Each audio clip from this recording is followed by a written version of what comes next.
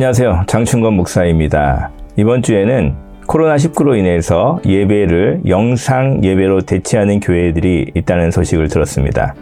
저는 올해, 그러니까 2020년부터 이미 영상을 통해서 설교를 하고 예배를 드리고 있습니다. 하나님께서 인도하셨다고 생각을 했지만 처음에는 영상을 통해서 설교를 하고 예배 드리자고 하는 것이 많이 망설여졌습니다.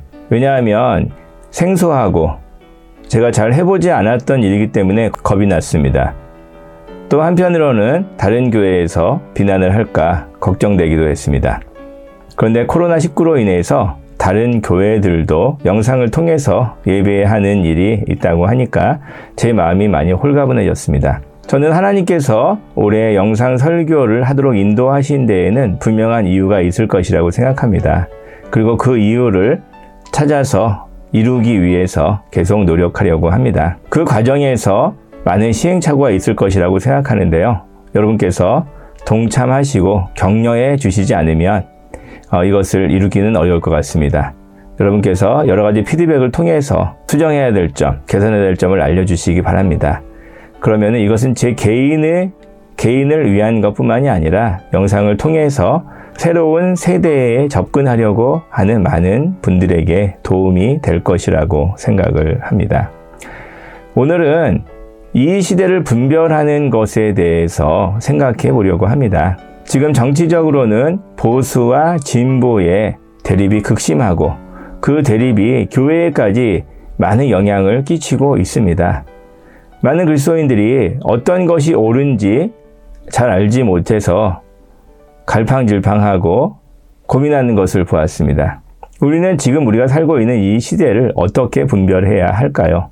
그 부분에 대해서 좀 살펴보려고 합니다. 가장 적절하다고 생각되는 구절은 누가복음 12장인데 이 부분을 통해서 살펴보려고 하고요.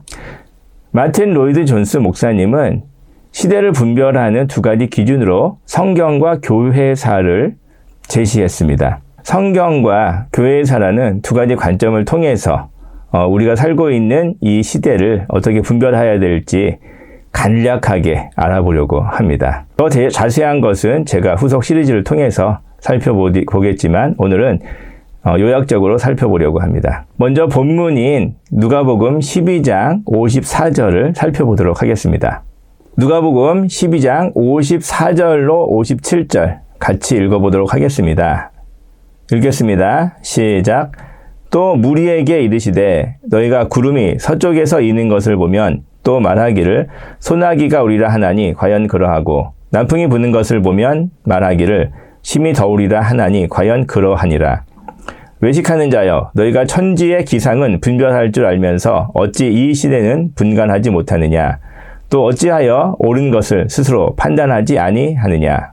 오늘 본문에서 제가 주목할 부분은 두 가지로 정했습니다. 첫 번째 주목해야 될 부분은 56절인데요. 여기에 외식하는 자여라고 말씀한 부분입니다. 이 외식하는 자는 예수님께서 시대를 분별하라고 촉구하신 이 말씀을 하신 대상이고요. 이 사람들에 대한 얘기가 앞장에서부터 계속되고 있기 때문입니다. 그래서 오늘 본문이 속한 구절 그리고 그 앞뒤로 이어지는 구절 모두가 그 대상이 이 외식하는 자들에 대한 것이기 때문에 이 외식하는 자여라고 말씀하신 부분이 매우 중요합니다. 이 외식하는 자여라는 부분에서 이 외식하는 자는 누구일까요? 이 사람들은 바리새인을 의미합니다. 이 바리새인들의 특징은 성경에 여러 곳에 나와 있고 또 예수님께서 이들에게 하신 말씀이 성경에 많이 나와 있기 때문에 아시는 분이 많으리라고 생각합니다. 이들의 특징은 뭐냐면요. 외식입니다. 외식은 뭐냐면 위선이라는 뜻인데요. 겉으로는 깨끗해 보이는데 속으로는 더럽다는 의미죠. 겉으로는 이 사람들이 매우 종교적이었습니다. 그래서 신앙생활을 열심히 하는 것처럼 보였어요. 그런데 이들의 행동을 자세히 들여다보면 그 마음 속에는 거짓과 악독이 가득했습니다. 그래서 이 사람들의 내면은 매우 부패하고 더럽다는 특징이 있습니다. 이들은 대단히 자기중심적이었습니다. 자기밖에 모르는 사람들이었고 자기애가 강한 사람들이었습니다. 그리고 자기들만이 옳다는 독선이 가득한 자들이었습니다. 그래서 예수님의 말씀과 예수님의 논리적인 지적에도 겁으로 일관하는 사람들이었죠. 이 사람들이 바로 오늘 말씀의 대상입니다. 왜냐하면 이들이 시대를 분별하지 못했기 때문이죠. 이 바리새인들은 자기 중심적인 사람들이었고 자기들만이 성경을 바르게 해석한다고 하는 아집과 독선이 가득한 자들이었습니다. 나름대로 성경을 열심히 읽고 종교 생활도 열심히 하는 사람들이었습니다. 그런데 왜 그들이 이 시대를, 즉 자신들이 살고 있는 시대를 분별하지 못했을까요? 그들은 왜 예수님이 오셔서 율법의 시대가 끝나고 복음의 시대가 도래했는데도 불구하고 율법에 집착하면서 예수님을 거부했을까요? 그 이유는 그들의 그 독선과 자기중심적인 태도에 있습니다. 두 번째로 주목해야 할 부분은 이들이 시대를 분간하지 못했다는 데 있습니다. 예수님께서 그들에게 왜 이 시대를 분간하지 못하느냐라고 지적을 하십니다. 왜 바리새인들은 자신들이 살고 있는 시대를 분간하지 못했을까요? 그 이유는 그들의 독선과 과몰입에 있었습니다. 너무 가까이에 있으면 우리가 잘 분별하지 못하죠. 어느 정도 적당히 거리를 두고 보아야지만 분간할 수가 있는데 너무 가까이에서 보면 잘 보이지 않는 경우가 많습니다. 예를 들어서 글씨를 읽을 때 책에다가 얼굴을 가까이 마주대고 보면은 글씨를 분간할 수 없습니다. 또 사람이 자기 목소리만 자기가 다르게 듣는다고 합니다. 다른 사람들은 목소리를 들을 때 공기를 통해 전파된 소리를 듣는 데 비해서 자기 목소리를 자기가 들을 때는 공기로 전파되는 목소리뿐만 아니라 몸의 진동으로 전달되는 목소리까지 함께 듣기 때문에 자기만 다르게 듣는다고 합니다. 또 우리가 발을 딛고 있는 이 지구, 이 땅을 옛날 사람들은 평평하다고 생각을 했죠. 너무 가까이 있다 보니까 지구가 둥글다는 것을 알지 못했습니다. 이런 것처럼 너무 가까이에 있으면은 오히려 그 모습을 분간하지 못하는 경우가 많습니다. 그러면 어떻게 해야 될까요? 해결책은 적당한 거리를 두고 보는 데에 있습니다. 적당한 거리를 두고 바라보는 것을 우리는 객관화라고 표현합니다. 이 객관화라는 것이 가능해야지만 우리는 자기 자신을 또 자기가 속한 시대를 바르게 바라볼 수가 있습니다. 우리가 역사를 배우는 이유는 역사를 통해서 우리가 살고 있는 시대를 떨어져서 보기 위한 것입니다. 우리가 지나간 역사를 떨어진 이 시점에서 바라보는 것처럼 또 역사를 통해서 이 시대를 바라보려는 시도가 역사를 공부하는 이유인 것입니다. 이 바리새인들이 가장 하지 못한 게 뭐냐면은 객관화입니다. 왜 그러냐면은요, 이들은 과학에 몰입된 영역이 있었기 때문입니다. 바리새인들이 가장 과학에 몰입된 부분이 어디였냐면요, 돈이었습니다. 오늘 본문의 배경이 되는 11장을 살펴보도록 하겠습니다. 오늘 본문의 바로 앞장인 누가복음 11장 42절을 읽어보도록 하겠습니다. 같이 읽겠습니다. 시작. 화 있을진저 너희 바리새인이여 너희가 박하와 운향과 모든 채소의 11조는 들이되 공의와 하나님께 대한 사랑은 버리는도다. 그러나 이것도 행하고 저것도 버리지 말아야 할지니라. 바리새인들이 병적으로 집착하고 과몰입한 영역이 있었는데요. 그것은 바로 11조였습니다. 이들은 특정한 종교 행위에 대해서 매우 집착하고 강조했습니다. 그런데 그 특정한 종교 영역이 대부분 돈과 관련이 있었습니다. 그 돈과 관련이 있는 부분에 대해서는 병적으로 집착하고 강조하는 반면에 더 중요하다고 할 수 있는 큰 영역에 대해서는 무시로 일관했습니다. 즉 공의와 하나님의 사랑을 실천하는 것에 대해서는 매우 무시하고 그것을 실천하지 않는다고 해도 굉장히 관대했습니다. 즉 신앙의 균형을 잃어버린 것이죠. 이렇게 과학에 가까이에 다가간 부분이 있다 보니까 자신이 살고 있는 시대를 분별하지 못했던 것이죠. 바리새인들은 자신의 이익이라고 하는 특정 영역에서만 종교 생활을 영위하고 그것을 강조하고 그것을 매우 자랑스럽게 생각했습니다. 그러나 그들은 균형을 맞추어야 할 공의와 하나님의 사랑을 실천해야 되는 부분에 대해서는 매우 관대하고 무시하기까지 했습니다.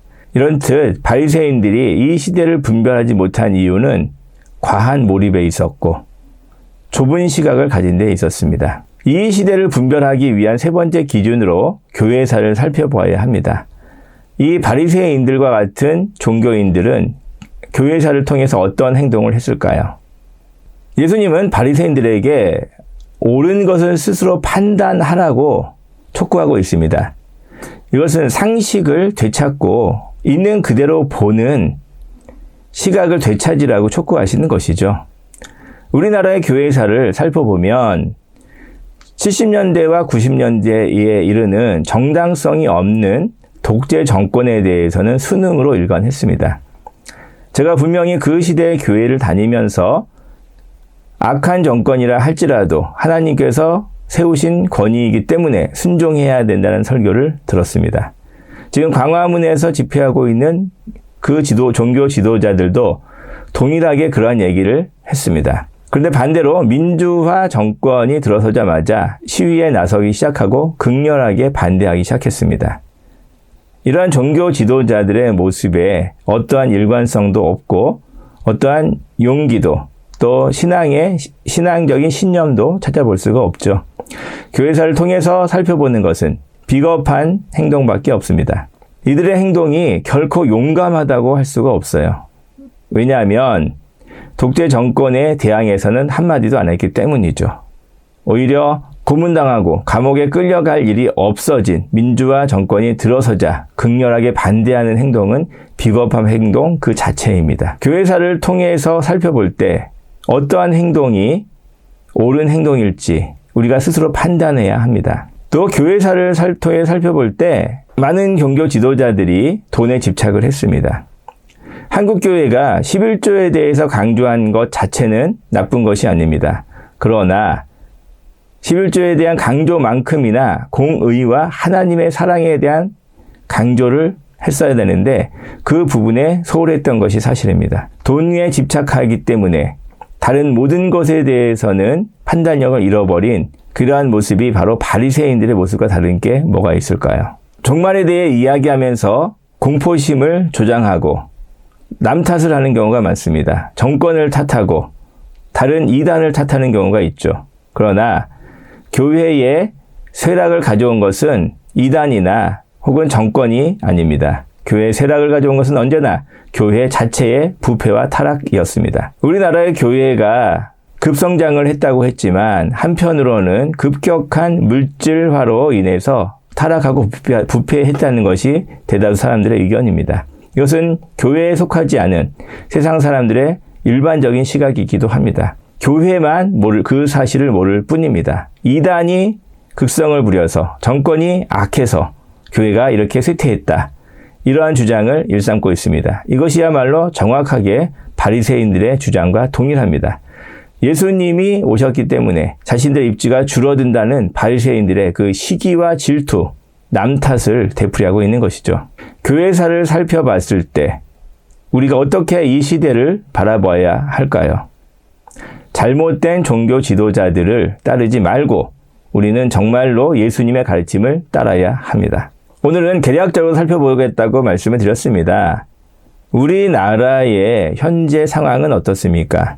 바리새인들과 같은 종교 지도자들이 교회를 이끌고 있기 때문에 오늘날에 문제가 생겼고 그들을 따르는 추종자들이 교회에 있기 때문에 교회에 극심한 혼란이 생긴 상황이라고 볼 수가 있습니다.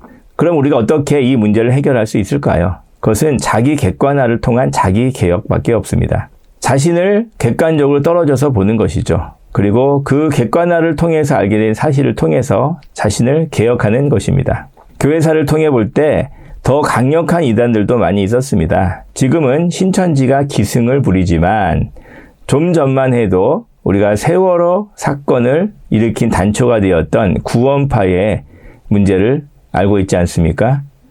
구원파 이전에는 정명석, JMS가 극성을 부렸습니다. 그 이전에는 통일교가 정말로 강력하게 이 시대를 이 사회를 뿌리째 흔들어 놓기까지 했습니다.